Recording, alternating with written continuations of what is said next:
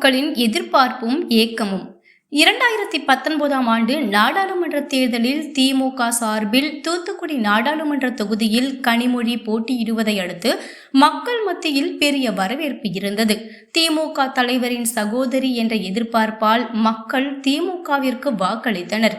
2021ஆம் ஆண்டு தமிழகத்தில் திமுக ஆட்சி அமைந்தவுடன் முதல்வரின் சகோதரி என்ற எதிர்பார்ப்பில் தூத்துக்குடி மாவட்டம் அபார வளர்ச்சி அடையும், பல்வேறு வகையில் தொழில் நிறுவனங்கள் உருவாகும் என்ற எதிர்பார்ப்பு இருந்தது. ஆனால் மக்கள் எதிர்பார்த்த மாதிரி கனிமொழியின் செயல் திட்டங்கள் இல்லை என்ற ஏக்கம் மக்கள் மத்தியில் அதிகமாக உள்ளது. இந்த நிலையில் 2024ஆம் ஆண்டு மீண்டும் திமுக சார்பில் தூத்துக்குடி நாடாளுமன்ற தொகுதியில் கனிமொழி போட்டியிடுகிறார். அதிமுக சார்பில் சிவசாமி வேலுமணி களம் காண்கிறார். ஆனால் அதிமுக நிர்வாகிகள் 100% அதிமுக வேட்பாளருக்கு ஒத்துழைப்பு இல்லை என்பது வெளிப்படையாக தெரிய வருகிறது.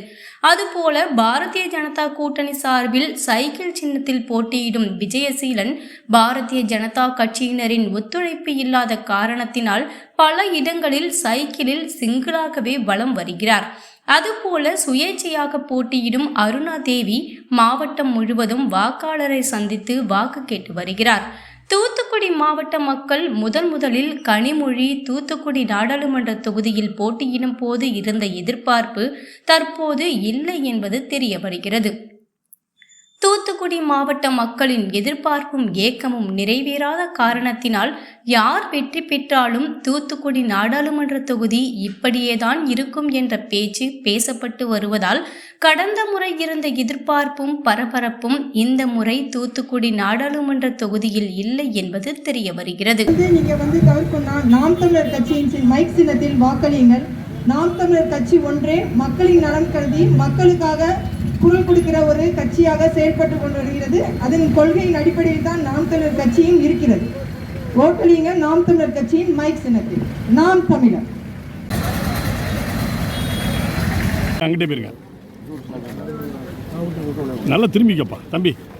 போன ஃபுல்லாக தெரிய வேண்டாமா தம்பி? நீ அங்கிட்டு போய் ஏத்தால போ. திரும்பிக்க.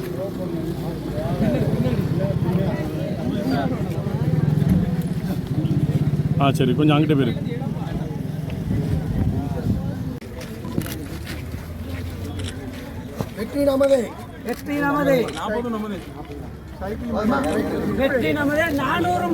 இதோ உங்கள் மத்தியிலே திரைப்பட நடிகை விந்தியா சத்யா கலைமண்டலம் தாண்டி வந்து கொண்டிருக்கின்றார். இன்னும் ஒரு சில மணித்துளியிலே